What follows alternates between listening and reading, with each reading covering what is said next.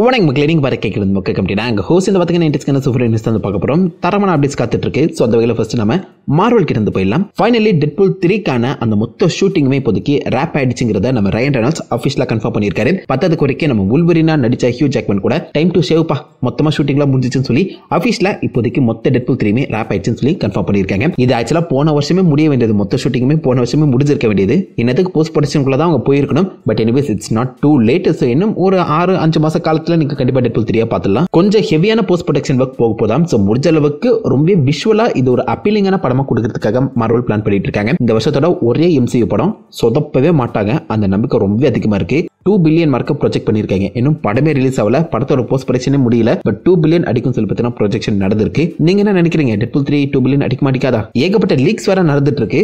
முடிஞ்ச அளவுக்கு நான் கவர் பண்ணல, அபிஷியல் ரிலீஸ் மட்டும் பார்ப்போம். வாட் இஃப் சீசன் 3க்கான ஃபர்ஸ்ட் லுக் பிக்சர்ஸ்லாம் வந்து பார்த்தீங்கன்னா ரிலீஸ் பண்ணிருக்காங்க. சோ அதுல நம்ம Sam Wilson as Captain America, பக்கத்துல மோனிகா ராம்போ, பக்கி இவங்க எல்லாருமே ஒன்னா நிக்கிறதுமே தாண்டி கண்டம் கிராஸ் ஓவர் மார்வல்ங்கிற மாதிரி ஒரு வித்தியாசமான வாட் இஃப் அமைய போது.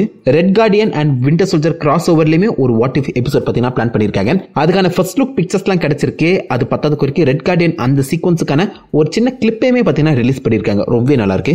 அதை தொடர்ந்து லீக்கான வாட் இஃப் டைட்டில்ஸ்ல நம்ம ஸ்பைடர்மேனை கான்செப்ட் சூஸ் பண்ணி அராக்னைட்டா, அதாவது ஸ்பைடர்மேன் as மூன் நைட்டா வந்து பார்த்தீங்கன்னா ஒரு வாட் இஃப் எபிசோட் ரெடி ஆயிட்டு இருக்காங்க. அதை தொடர்ந்து நம்ம அவெஞ்சர்ஸ், அதுல நம்ம ஆல்ரெடி ஒரிஜினல் 6 அவெஞ்சர்ஸ் உயிரோட இருக்கிறத பார்த்திருப்போம். அது இல்லாம what if other half of the Avengers got snapped அப்படிங்கிற மாதிரி ஒரு வித்தியாசமான டைட்டில் வந்து பார்த்தீங்கன்னா பிளான் பண்ணிருக்க மாதிரி ரூமர் கசிஞ்சு இருக்கு. இதெல்லாமே லீக்டு டைட்டில்ஸ் தான். இது நடக்கலாம், நடக்காமலையும் போகலாம். பட் வாட் இஃப் சீசன் 3 இந்த வருஷமே ரிலீஸ் ஆகிறதுக்கான வாய்ப்புகள் அதிகமா இருக்குன்னு சொல்றாங்க. ரொம்ப சீக்கிரமா அவசர அவசரமா பண்ற மாதிரி எனக்கு தோணுது. But anyways what if season 4ஓட மொத்த வாட் இஃப் ஸ்டோரி லைனையுமே முடிக்கிறதாவும் பிளான் பண்ணிருக்காங்களாம். முடிக்கவே தேவையில்ல. இது ரொம்ப இன்ட்ரெஸ்டிங்கா இருக்கு. ஃபேஸ் 4 ஃபேஸ் 5 விட வாட் இஃப் சீசன் 1 சீசன் 2 ரொம்ப நல்லா இருந்துச்சு. கண்டினியூ பண்ணுங்கப்பா, சூப்பரா இருக்கும்.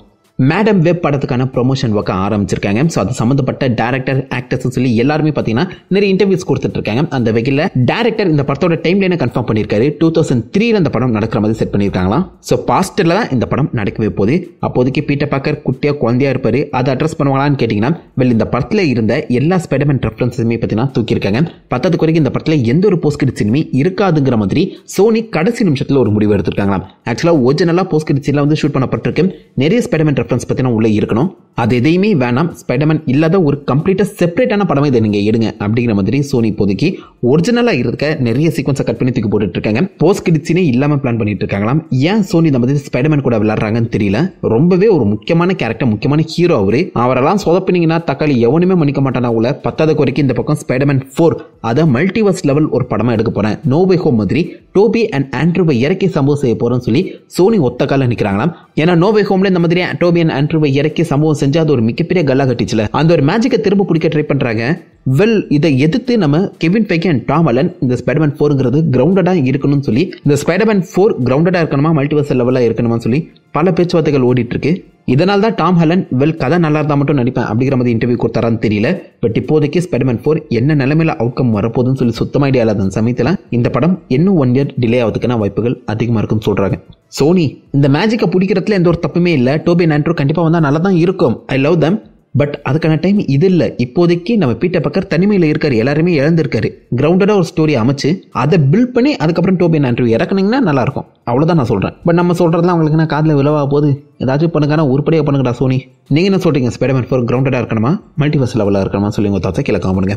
இந்த ஃபேண்டாஸ்டிக் 4க்கும் பிளேடுக்கும் என்ன கிரகம் பூச்சி ஆட்டுதுன்னு தெரியலங்க. ஆல்மோஸ்ட் கேஸ்டிங் முடிஞ்சு படம் ஷூட்டிங் ரெடி ஆகிற அந்த சமயத்தில் மார்வல் இப்போதைக்கு ஃபேண்டாஸ்டிக் 4 ரீரைட் பண்ண பிளான் பண்ணிட்டு இருக்காங்க. ஆல்ரெடி ஒரு ரைட்டிங் போய் அதை தொடர்ந்து நம்ம அவதார் வே ஆஃப் வாட்டரோட ரைட்டரை உள்ளே இறக்கி ஒரு சின்ன ரீரைட்டிங் நடந்து இப்போதைக்கு கேஸ்டிங் ஒர்க்லாம் முடிகிற அந்த சமயத்தில் திரும்ப ஒரு ரீரைட்டிங் வந்து பார்த்தீங்கன்னா நம்ம மார்வல் பிளான் பண்ணிட்டு இருக்காங்களா. மார்வலுக்கு இது ஒன்றும் புதுசு கிடையாது. படம் எடுத்துட்டு இருக்கும்போதே ரீரைட்டிங் பண்ணி படத்தில் ஏகப்பட்ட சேஞ்சஸ் கொண்டு வருவாங்க. இப்போதைக்கு படம் எடுக்கிறதுக்கு முன்னாடியே ரீரைட்ஸ் பண்ணிட்டு இருக்காங்க. இதை இன்சைடர்ஸ் வந்து பார்த்தீங்கன்னா உண்மையிலேயே ஒரு நல்ல விஷயங்கிற மாதிரி தான் சொல்றாங்க.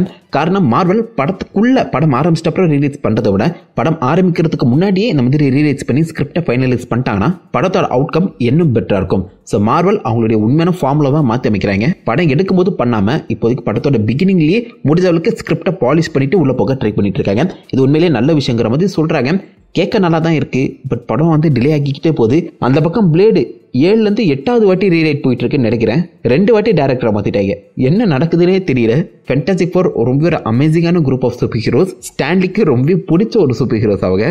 வேஸ்ட் பண்ணுறதுக்கு ஆனால் கூடி சீக்கிரம் கேஸ்டிங் அனௌன்ஸ்மெண்ட் வந்துருமாங்க. இட்ஸ் இமினன்ட் சொல்லியிருக்காங்க. உடனடியாக வரலாம். மேபி சூப்பர் பவுலில் பாசிபிளி கேஸ்டிங் அப்டேட் வரலாம். காத்திருப்போம். ஃபைனலி டேர்டெவில் பார்ன் அகெயின் அந்த படத்தையுமே ஆல்ரெடி கிட்டத்தட்ட ஒரு 10% ஷூட்டிங் போய் அதை கம்ப்ளீட்டாக வலிச்சு தொடச்சி எடுத்து இப்போதைக்கு திரும்ப ஃப்ரம் ஃப்ரெஷ்ஷாக வந்து பார்த்தீங்கன்னா ரீரைட் பண்ணி ஷூட்டிங் போயிட்டு இருக்கு. அதுக்கான ஷூட்டிங் ஒர்க் ஆரம்பிச்சு இப்போதைக்கு அந்த படத்தில் வில்சன் பெத்தல், அதாவது இந்த டேர்டெவில் நெட்ஃப்ளிக்ஸில் புல்சையா அப்பேரான அதே வில்லனை வந்து பார்த்தீங்கன்னா திரும்ப இறக்க போகிறாங்களாம். மோர் லைக் இந்த டேர்டெவில் பார்ன் அகெயின்ங்கிறது நெட்ஃப்ளிக்ஸோட அந்த சீசன் 4 தான் ப்ளே பண்ண பிளான் பண்ணிட்டு இருக்காங்களாம். அதில் வந்து ஏகப்பட்ட எலிமெண்ட்ஸை அப்படியே இந்த பக்கம் இந்த சீசன் 4க்கு பதிலாக பார்ன் அகெயின்ங்கிற ஒரு டைட்டில் வச்சு கண்டினியூ பண்ணுற மாதிரி சொல்லப்படுது. மோர் லைக் ரொம்பவே ஒரு சாஃப்ட் ரீபூட்டாக தான் இந்த பக்கம் டேர்டெவில் பார்ன் அகெயின் இருக்குமாங்க. எக்கோலே நீங்கள் பார்த்துருப்பீங்க, நிறைய விஷயங்கள் நெட்ஃப்ளிக்ஸோட அந்த பழைய ஸ்டோரியில தான் எடுத்திருப்பாங்க. அதே மாதிரி தான் டேர்டெவில் பார்ன் அகெயின் இருக்க பிளான் பண்ணிட்டு இருக்காங்களாம். ஸோ நெட்ஃப்ளிக்ஸ் மாதிரி எடுக்கிறதுல தப்பு இல்லை, அந்த அளவுக்கு ஆக்ஷன் அண்ட் ரத்தம் தெரியணும், அதை மைண்டில் வச்சுக்கோங்க. எக்கோல கொஞ்சம் சொதப்பின மாதிரி இருந்துச்சு. ஸோ ஃபேன்ஸோட ஃபீட்பேக்கை வச்சு டேர்டெவில் பார்ன் அகெயினை இன்னும் பெட்டராக உருமாத்தினாங்கன்னா கண்டிப்பாக one of the best series அமையும். எத்தனை பேர் டேர்டெவில் பார்ன் அகெயினுக்காக காத்துட்டு இருக்கீங்கன்னு சொல்லி கீழே கமெண்ட் பண்ணுங்க. இதோட மார்வல் அப்டேட்ஸ் முடியுது. அப்படியே நம்ம டிசி சைடில் போகும்போது ஜோய் ஜல்டானா, மார்வல்ல நீங்க கெமாராவை பார்த்துருப்பீங்களா, அவங்க இப்போதைக்கு டிசியூல ஜாயின் பண்றதுக்கு ஒரு சின்ன இன்ட்ரெஸ்ட்டை காட்டியிருக்காங்க. ஜேம்ஸ் கன் உருவாக்கி இருக்க அந்த டிசியூ கேட்க நல்லா இருக்கு. ஸோ கண்டிப்பா அதில் பார்ட்டிசிபேட் பண்ணி ஆகணுங்கிற மாதிரி நம்ம ஜோய் ஜல்டானா சொல்லியிருக்காங்க. அப்படி சப்போஸ் அவங்க டிசியூக்குள்ள வந்தா எந்த ரோல் ப்ளே பண்ணா நல்லா இருக்கும் சொல்லி கொடுத்தாச்சு கீழே காப்படுங்க. சூப்பர்மேன் லெகசிக்கான அந்த கேஸ்டிங் ஒர்க் செம்ம விகரஸா போயிட்டு இருக்கு. ஜேம்ஸ் கன் ஒரே ஒரு விஷயத்தை மட்டும் கன்ஃபார்ம் பண்ணியிருக்காரு, இந்த சூப்பர்மேன் லெகசியில பேட்மேன் வரமாட்டாரு. ஸோ பேட்மேனுக்கான இந்த ரெஃபரன்ஸ் இருக்குமே தவிர்த்து பேட்மேன் கேஸ்டிங் இப்போதைக்கு சூப்பர்மேன் லெகசியில பண்ண போறது இல்லைங்கிற மாதிரி பேசியிருக்காரு. ஸோ நிறைய பேர் எதிர்பார்த்தது பேட்மேன் கேஸ்டிங்காக தான், பட் இப்போதைக்கு இல்லையாங்க. மேபி அதை கொஞ்சம் சர்ப்ரைஸா மெயின்டைன் பண்ண ட்ரை பண்றாங்கன்னு நினைக்கிறேன். ஸோ நிறைய பேர் ஆக்சுவலா பேட்மேன் கேஸ்டிங் ரூமர்ல இருக்காங்க. பென் அக்கல்சன், அதாவது இந்த சோல்ஜர் பாயை நீங்க பாய்ஸ் சீரிஸ்ல பார்த்துருப்பீங்களா, அவர் தான் ஃபேன்ஸ் மத்தியில டாப் பொசிஷன்ல இருக்காரு. பார்க்கவும் நல்லா இருக்காரு. வந்தா எனக்கு என்னமோ சூப்பரா இருக்குமோ தோணுது. ஐ மீன் லைக் கூடிய சீக்கிரம் அனௌன்ஸ்மெண்ட் வரதானே போகுது. பட் அதே சூப்பர்மேன் லெகசில நம்ம சூப்பர் கேர்ளுக்கான அந்த கேஸ்டிங் ஒர்க் செம்ம ஹெவியா போயிட்டு இருக்கு. மெக் டானலி ஆல்மோஸ்ட் 90% கேஸ்ட் ஆன மாதிரி சொல்றாங்க. ஸோ ஃபேஸ் ஸ்ட்ரக்சர் ஓகே தான், பட் இன்னும் 3 ஆக்டர்ஸ் வந்து பார்த்தீங்கன்னா டாப் பொசிஷனில் இருக்காங்களாம். ஆடிஷனில் ஆல்மோஸ்ட் மெக்டானலி செலக்ட் ஆன மாதிரி சொல்லப்படுது. இதுக்கான அனௌன்ஸ்மெண்ட்டும் கூடி சீக்கிரம் வரும்னு எதிர்பார்க்கப்படுது. நம்ம ஜேம்ஸ் கனே அஃபிஷியலாக கன்ஃபார்ம் பண்ணுறதுக்கான வாய்ப்புகளும் இருக்கு. டப்புன்னு கேஸ்டிங் முடிச்சாதான் ஷூட்டிங் மார்ச் மாதம் ஆரம்பிக்க முடியும். அடுத்த வருஷம் படம் வருதுன்னா போய் யோசிச்சு பாருங்க. கண்டிப்பாக டப்புன்னு ஷூட்டிங் ஒர்க் ஆரம்பிச்சே ஆகணும். மார்வல் மாதிரி டிசிக்கும் இந்த வருஷம் ஒரே ஒரு படம் தான் வருது, ஜோக்கர் 2. இந்த ஜோக்கர் 2க்கான first look trailer possibly February 14 Valentine's டேக்கு வருங்கிற மாதிரி எதிர்பார்க்கப்படுது. ஏன்னா ஜோக்கர் 2ல இந்த மாதிரி நம்ம ஜோக்கர் அண்ட் ஹார்லி குவினை பேஸ் பண்ணி ஒரு லவ் ஸ்டோரி தான் கொண்டு போக பிளான் பண்ணிட்டு இருக்காங்களாம். ஸோ அதனால வேலண்டைன்ஸ் டேக்கு பாசிபிளி ஃபர்ஸ்ட் டீசரோ ட்ரெய்லரோ வரலாம். அப்படி இல்லைனா February நடக்க போகிற இந்த சூப்பர் பவுலில் கூட நீங்கள் இந்த ட்ரெய்லரை எதிர்பார்க்கலாம். ஸோ இந்த வருஷம் மார்வல் டிசின்னு பார்க்கும்போது டெட்பூல் 3 vs ஜோக்கர் 2 ரெண்டே படம், 2 படங்களுக்கும் தாறுமாறான ஃபேன்ஸ் இருக்காங்க. ஸோ நீங்கள் உண்மையில எந்த படத்துக்காக காத்துட்டு இருக்கீங்க? ஃபர்ஸ்ட் டே ஃபர்ஸ்ட் ஷோ எந்த படத்துக்கு போவீங்கன்னு அதை மட்டும் கீழே கமெண்ட் பண்ணிட்டு போங்கப்பா, சண்டை போடாமல். இதோட டிசி அப்டேட்ஸ் முடியுது. அப்படி நம்ம ஹாலிவுட் சைடில் வரும்போது பாப் த பில்டர், சின்ன வயசில் போகல எல்லாருமே இந்த பாப் த பில்டரை பார்த்துருப்பீங்க. அவரை பேஸ் பண்ணி ஒரு தனி படம் ரெடி ஆகிட்டு இருக்கேன். இது ஆக்சுவலாக அனிமேட்டட் தான் இருக்க போதுன்னு சொல்லிட்டு இருக்காங்க. இன்னும் சில ரிப்போர்ட்ஸ் பார்பி மத்தியே பாப் த பில்டரும் மோஸ்ட்லி லைவ் ஆக்ஷனாக இருக்கிறதுக்கான வாய்ப்புகளும் அதிகமாக இருக்குன்னு சொல்கிறாங்க. ஸோ எப்படி பார்த்தாலும் பாப் த பில்டர் சின்ன வயசில் நிறைய பேரோட ஃபேவரட்டான கார்ட்டூன் இப்போதைக்கு ஒரு படமாக பிக் ஸ்க்ரீனில் வரப்போது, நல்லா இருக்க போகுது. அதே மாதிரி சின்ன வயசுல நிறைய பேரோட ஃபேவரட் ஃப்ரான்ச்சைஸ்ல கண்டிப்பாக ஜுராசிக் பார்க்குக்கு ஒரு முக்கியமான இடம் இருக்கும்னு நினைக்கிறேன். இப்போ ஜுராசிக் வேர்ல்டுன்னு சொல்லி அந்த ஃப்ரான்ச்சைஸை கொஞ்சம் சொதப்பி வச்சிருக்காங்க. டொமினியன் உண்மையிலே கேவலமாக தான் இருந்துச்சுன்னு பெருசாக பிடிக்கவே இல்லை. அவ்வளோதான் முடிஞ்சு போச்சு, ஜுராசிக் அந்த மொத்த ஃப்ரான்ச்சைஸுமே முடிஞ்சு போச்சு அப்படின்னு சொல்லி நினைச்சிட்டு இருக்க அந்த சமயத்தில் இப்போதைக்கு Jurassic Park 1 and 2 writer David கர்பர் திரும்ப ரிட்டர்ன் கூட்டிட்டு வந்து ஜுராசிக்கோட ஒரு புது ட்ரைலர்ஜி வந்து பார்த்தீங்கன்னா பில்ட் பண்ணிட்டு இருக்காங்களாம். இது மோர் லைக் ஒரு சாஃப்ட் ரீபூட்டாக இருக்குங்கிற மாதிரி சொல்லப்படுது. புது கேரக்டர்ஸ் புது ஆக்டர்ஸை பேஸ் பண்ணி இப்போதைக்கு டேவிட் கர்பர் ஆல்மோஸ்ட் இந்த ஜுராசிக் ரீபூட்டுக்கான ரைட்டிங் ஆரம்பிச்சிருக்காரு. ஸோ அடுத்த வருஷம் பாசிபிள் இந்த படமே ரிலீஸ் ஆகிறதுக்கான சான்சஸும் அதிகமாக இருக்கு. 2025 நீங்கள் ஒரு புது ஜுராசிக் படத்தை பார்க்கறதுக்கான வாய்ப்புகள் அதிகமாக இருக்கு. ஏன்னா அஃபிஷியல் கன்ஃபர்மேஷன் தான் வரலையே தவிர்த்து நிறைய இன்சைடர்ஸ் இப்போதைக்கு ஜுராசிக் ரீபூட்டுங்கிறது ரெடி ஆகிட்டு இருக்குங்கிற மாதிரி சொல்றாங்க. ஸோ அடுத்த வருஷம் புது ஜுராசிக் படம் வரலாம். கண்டிப்பாக எனக்கு தெரிஞ்ச அந்த பழைய வைப் வந்து பார்த்தீங்கன்னா அவங்க ரிட்டர்ன் கொண்டு வரணுங்க. ஜுராசிக் உள்ள ஏகப்பட்ட காம்ப்ளெக்ஸான விஷயங்களை போட்டு குழப்பிடிச்சு வச்சிருந்தாங்க. ஜுராசிக் ரீபூட் அது எல்லாத்தையுமே சரி செய்தா இல்லையான்னு சொல்லி காத்திருந்து பார்ப்போம். அதை தொடர்ந்து இந்த வாரம் ட்ரெய்லர் மழை தான், ஏகப்பட்ட ட்ரெய்லர். முக்கியமாக நான் ரொம்ப நாளாக எதிர்பார்த்துட்டு இருந்த அவதார் த லாஸ்ட் ஏர்பெண்டரோட புது ட்ரெய்லர் 2 வந்து பார்த்தீங்கன்னா ரிலீஸ் பண்ணியிருந்தாங்க. தாறு மாறா இருந்துச்சு. உண்மையிலேயே நெட்ஃப்ளிக்ஸ் காசு அள்ளி கொட்டியிருக்காங்கன்னு சொல்லி தெளிவாகவே தெரியுது. அவ்வளோ குவாலிட்டியாக ரொம்ப நல்லா இருக்குங்க. எனக்கு அந்த ட்ரெய்லர் ரொம்ப பிடிச்சிருக்கு. நம்ம இது வரைக்கும் பார்க்காத நிறைய கதைகளை கூட லைவ் ஆக்ஷன் வந்து பார்த்தீங்கன்னா கொண்டு வர ட்ரை பண்ணிட்டு இருக்காங்க. ஸோ ட்ரெய்லர் பிரேக் டவுன் சேனல்லே போட்டிருக்கேன், செக் பண்ணி பாருங்க. அனிமேஷன் ஷோ கொஞ்சம் லைட் ஹார்ட்டடாக இருக்கும். இந்த லைவ் ஆக்ஷன் வந்து பார்த்தீங்கன்னா கொஞ்சம் ஹெவியாக இருக்குது. ஐ மீன் லைக் கொஞ்சம் டார்க்காக இருக்க மாதிரி ஃபீல் ஆகுது. ஐ மீன் சீரியஸாக இருக்குது. But it's okay. கான்செப்ட் படி சீரிஸ் ஒர்க் அவுட் ஆனாலே போதும். ஸோ மறக்காம இந்த ட்ரெய்லர் செக் பண்ணிட்டு உங்கள் தச்சைகளை காமிடுங்க. அதை தொடர்ந்து invincible season 2 part 2 March 14 release ஆக போதுன்னு சொல்லி ஒரு குட்டி டீசர் மட்டும் ரிலீஸ் பண்ணியிருக்காங்க. பெரிய அப்டேட் ஒன்றும் கொடுக்கல. But March 14 invincible season 2 part 2 release ஆகிடும். அண்ட் கூடி சீக்கிரம் பாசிபிளி சூப்பர் போலில் ட்ரெய்லருமே எதிர்பார்க்கலாம். மங்கி மேன், அயன்மேன் தெரியும், பேட்மேன் தெரியும், ஸ்பைடர்மேன் தெரியும், அது யாரா மங்கி மேனு அப்படின்னு நீங்கள் யோசிக்கிறீங்களா? நம்ம தேவ் பாட்டேலோட புது படம், அவரே டைரக்ட் பண்ணி நடிக்கிற ஒரு படம். அண்ட் அந்த படத்தோட ட்ரெய்லர் பார்த்தீங்கன்னா அப்படியே ஏதோ ஒரு இந்தியன் வெர்ஷன் ஆஃப் ஜான் விக்கை பார்க்குற மாதிரியே ஃபீல் ஆகும். அவ்வளோ ரத்தம் தெரிய தாறு மாறாக கொடுத்துருக்காங்க.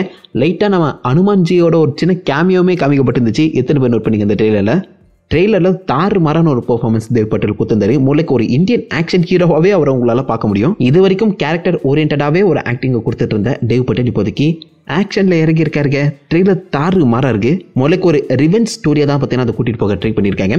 ஸோ டைம் இருந்தா மறக்காம தேவ் பட்டேலோட அந்த மங்கி மேன் ட்ரெய்லரை செக் பண்ணி பாருங்க.